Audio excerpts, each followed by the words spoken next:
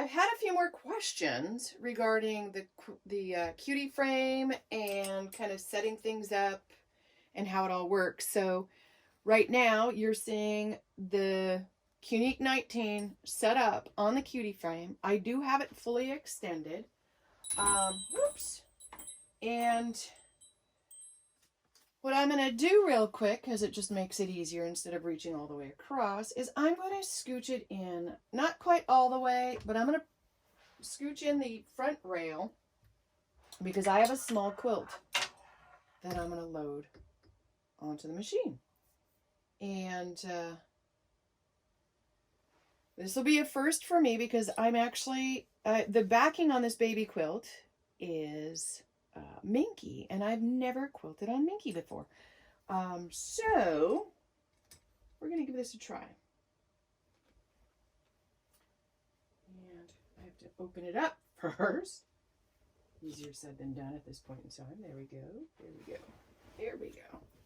There we go. Now, because the baby quilt is a smaller quilt, what I like to do is actually extend my background and my batting as much as I can, usually about 8 inches or more on either side, so it gives me a lot more room to work with. And so the first thing I'm going to do is I'm going to be doing a little bit of ruler work on this one. So I'm keeping my ruler table on here. And so first I slide my background fabric, my backing fabric, excuse me, and then the batting, and now we're going to slide all that right underneath. And now at this point, ooh, it's heavy because of that minky, I'm just going to slide it up here. Now I'm going to be starting in the middle of this quilt and working my way out and then working my way up and then down. And the reason is I don't pin baste. This is all spray basted, and this gives me the ability to be able to make sure that my backing and everything does not get creased or crinkled. If I start up in the corner, if I start up at the top, kind of left to right, kind of like how we read, I run into a little, I have run into problems. So now that we have the quilt under the needle, between the needle and the ruler plate, we want to get it set up so that we can clamp it down. So with the cutie frame, you get there's 3 different sizes. There's the short, the medium, and then the long. The medium lengths are the ones that go on the back bar here. And so what I do is I kind of hold it up here and I see, I got a bungee caught on this one. There we go. Come on, let's go. These little bungees will get in your way from time to time, but that's just part of the game. So now that we've got the quilt all set up, the whole sandwich and everything is between the ruler plate and the ruler foot. We're going to get this all set up, and we're going to just simply put a clamp in the middle. So like I said, we have 3 different sizes, and the middle sized ones are the ones that we use on the back. And what I usually do is I make sure that I can get all the way up. And in this case, I can. So that works out really nicely there. I already kind of cheated. I already tested that. And we'll straighten this all out right here. Now, again, we want to make sure that we can read our clamps before we put them on. And the reason behind that is, if you're at all confused, is they have a different setup. And I'll show you on the front clamps. So on the front clamps, there's a groove, and they're set up specific. So the front clamp, if we put it on this way where we can read it, the groove for connecting our clips is on this side. When you're using the cutie frame with a domestic machine, your handlebars come out from underneath the frame. And so you do need to roll your quilt up in the front, just like you do in the back, and then you have the little bungees that attach it. Because I'm using the Qnique19, my handlebars are up above. And so I don't actually need to roll the front part of the quilt. I actually kind of float that. I do clamp it, but I don't have to roll it, which is kind of nice. I will say, I'm going to actually adjust this just a hair. I'm going to catch a little bit more of that batting up in here. And I'll probably adjust the whole thing all the way over. And sometimes it just takes a few minutes. So we don't have a whole lot of fabric here. The elastic clips right here are adjustable. So you just slide them up, slide them down. I usually leave a bit of a loop, and I don't have quite a long tail. I have actually, as I've mentioned before in one of my other videos, sewn the long tail to the bottom of a quilt without realizing it. So just little things to kind of keep in mind. Okay, so now that I have the quilt kind of semi-secured to the back here, I'm going to finish attaching my little bungees here. Sometimes we just need to readjust a little.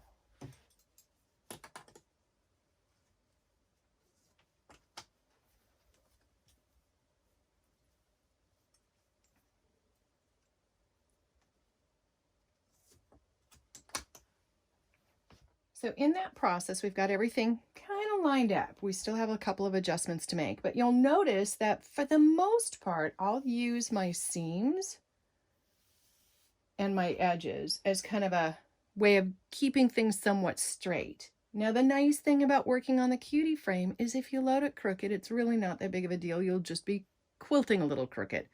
Got a little bit of an angle. But at this point, I need to adjust the frame. Because remember, I kind of pushed everything in just so that I didn't have to reach all the way across. So now I'm going to set the frame so that I've got the full extension area of where I need to be. So I'm going to move the quilt kind of up and out of the way. I'm going to release my levers, the ones on the sides here again. And then you can see in the background, possibly there's about 6 inches or so of rail.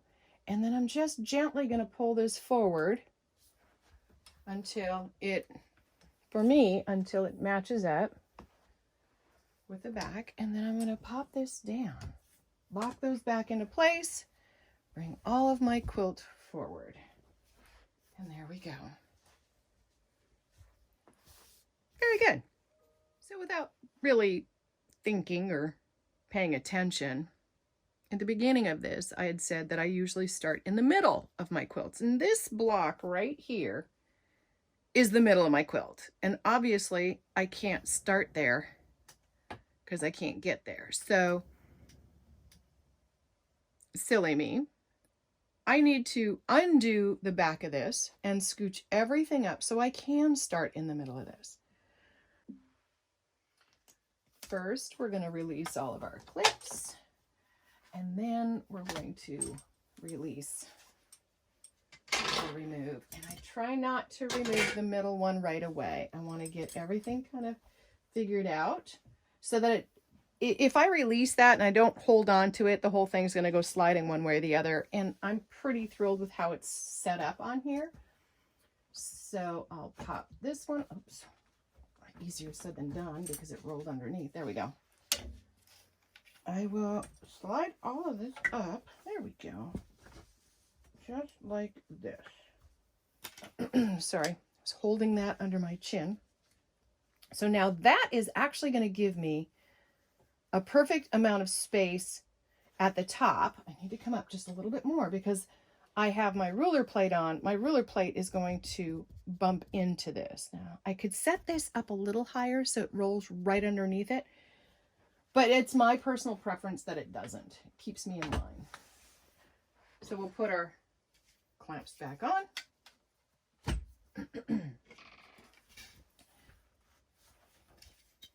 Reach in front. And there we go.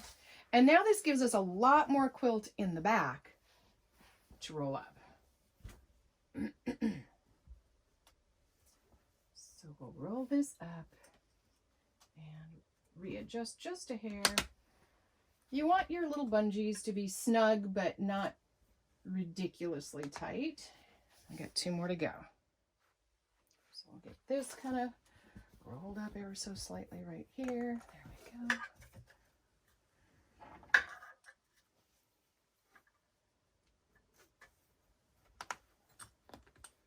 And here we go. Last one. There we go.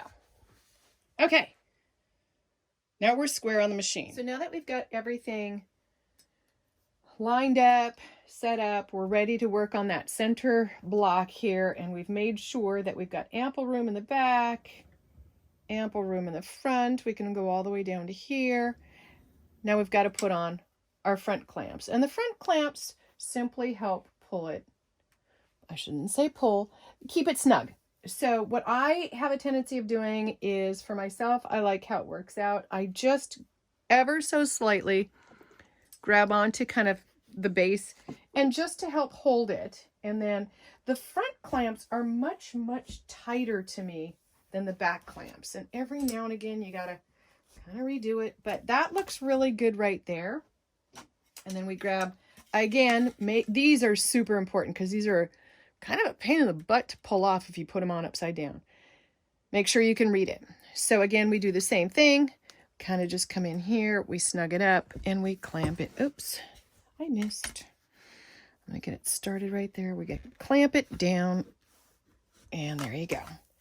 There's that. Now, the next step is the short little end pieces. So we have our little shorties, and to me, it doesn't really matter which way these go on. You can see how they're designed.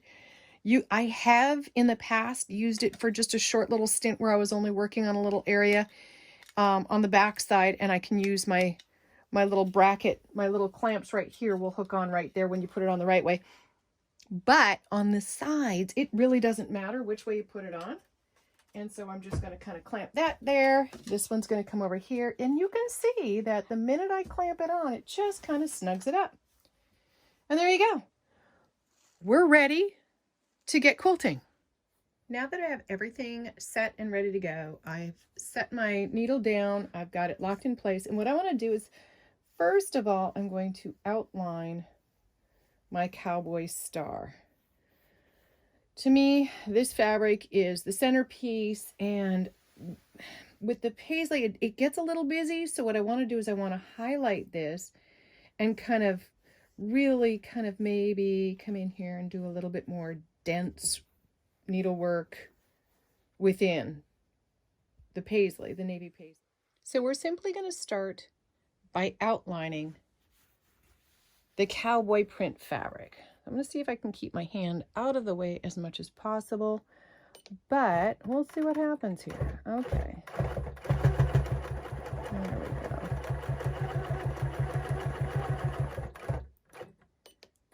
And by outlining, in this case, I'm really referring to just basically stitching in the ditch all the way around the star. So we'll see just how far we can go on this one without messing up too badly.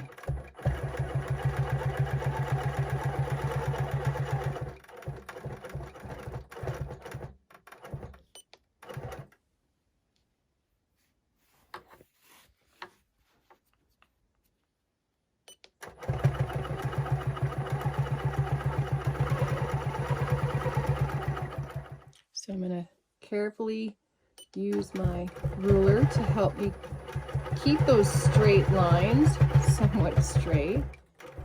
There we go, and we're just going to kind of continue around like this. And you'll notice I'm not going real fast. I'm kind of taking my time. I'm trying to get my stitches all lined up, and I'm trying to make it nice and even, or as even as I possibly can. There's a few points that I've lost in doing this.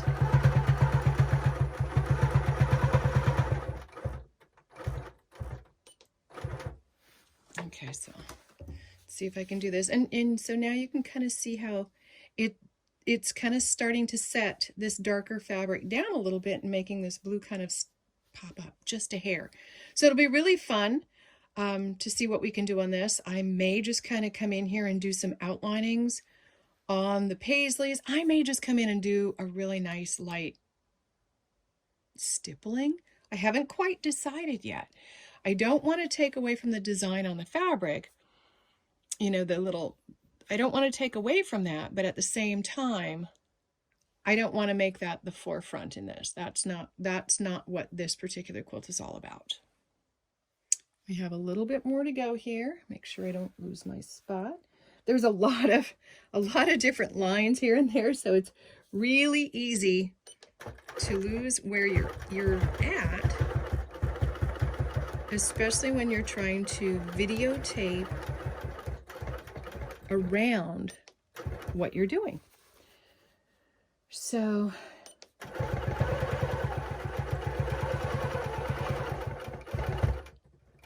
come on, man.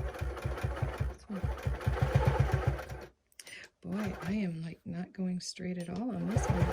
Come on, you. Why are you pushing back? There we go.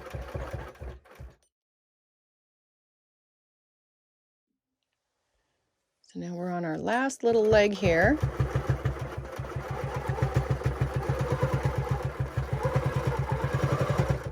And there we go. Oops, one more. There we go. That's a good spot to start. Now, I'm going to take a quick second here and I'm going to double check how everything is going on the back side. And for me, all I really need to do is just feel it. Make sure that everything's smooth. I'll run my hand across top and bottom and just kind of get a feel to make sure that I'm not getting my backing fabric bunched up. And just kind of keep things smoothed out and double check it. So there we have it. We've outlined our center star. So we've got the center part of this little baby quilt, which is 9 12-inch blocks, and then a roughly 1-inch border. It's cut at 1.5, so once it's all finished up and bound, it'll be a 1-inch border. All set. And now I've just got to figure out, I've got to sit back and take a few minutes and figure out what exactly I'm going to do within my paisleys. And then what do I want to do, if anything, within here? Now, even though the batting says, in this particular case, it says that we can go up to 8 inches apart, which is a pretty fair distance. This is a 12-inch block from here to here. I don't really like to do that. I like to kind of keep it within a couple of inches, you know, maybe 3. And so what I may do is I may just kind of come in here and just kind of do a real light outline of our main subject on our main blocks. And so we've got 5 main blocks, 1 in each quarter and 1 in the center. And by doing that rough outline, that'll just kind of give me enough space to keep that quilt top down, to keep it from, you know, this is a baby quilt. It's going to be used. Hopefully it's going to be used. But used and washed and used and washed. And so I don't want to take the chance of things kind of starting to peel apart or ball up. So by just tacking it down and kind of doing a little silhouette cloud going around our subjects, might be really, really easy. And then maybe just, I don't know, a little triangle inside, or maybe just even come in closer and do an echo of what I just did here, maybe just once, just to kind of help keep everything down. That might be kind of cool because that'll help point everything into the center. And then as far as the paisley, gonna have to think about that one for a minute. I hope you're enjoying my videos, and I hope that they're helping you with your journey with quilting on the Cutie Frame, which is a desktop hoop frame, either using your long arm or your domestic machine. These can be done either way. If you like what I'm doing here, by all means, give me a thumbs up, subscribe to my channel. I'd really appreciate it. If you got any questions, by all means, ask. I get back to you, or I try to get back to you as soon as I can. And sometimes it helps, and sometimes we have to look things up and figure things out. But I'm glad you're along for the ride. I'm glad you're along for this journey, and I really do appreciate your time. Thanks, guys.